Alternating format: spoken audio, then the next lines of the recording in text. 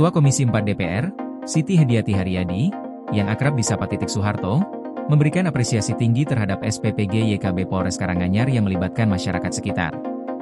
Titik menyampaikan bahwa bahan baku menu MBG diperoleh langsung dari UMKM lokal, sehingga program ini tidak hanya menyiapkan pangan bagi siswa, tetapi juga mendorong pemberdayaan ekonomi warga sekitar.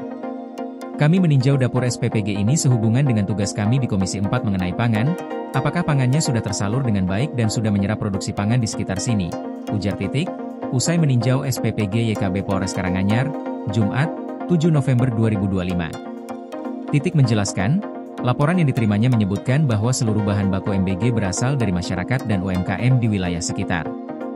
Hal ini menurutnya merupakan langkah positif dalam mengintegrasikan program sekolah dengan pemberdayaan ekonomi lokal, sehingga memberi manfaat ganda bagi anak-anak dan komunitas. Selain aspek pemberdayaan, Titik juga menekankan pentingnya higienisitas dan keamanan pangan. Ia mengamati bahwa setiap menu makanan yang disajikan terlebih dahulu dicicipi oleh guru sebelum diterima oleh murid-murid. Sangat higienis, makanannya pun dites apakah layak dikonsumsi untuk anak-anak. Karena ini penting sekali. Tadi ada tes, jelas Titik, menyinggung kasus sebelumnya terkait kontaminasi pangan. Proses pengujian makanan ini menurutnya melindungi siswa dan menjamin kualitas MBG. Titik menilai, prosedur ketat ini bisa menjadi contoh bagi SPPG lainnya di Indonesia, agar anak-anak memperoleh makanan yang aman, higienis, dan bergizi.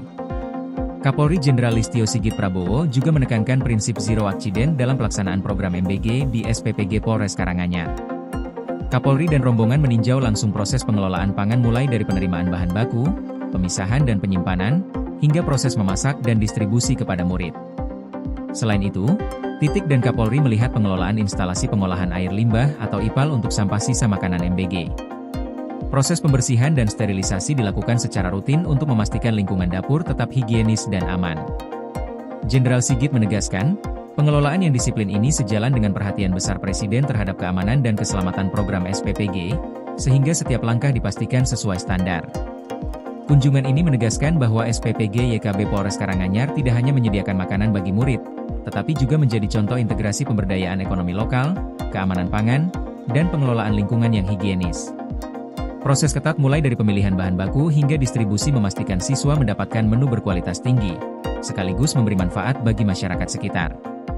Dengan pengawasan langsung dari Kapolri dan anggota Komisi 4 DPR, SPPG Polres Karanganyar diharapkan menjadi model yang bisa diterapkan di SPPG lainnya, menciptakan standar baru dalam penyediaan makanan anak-anak yang aman, bergizi, dan higienis.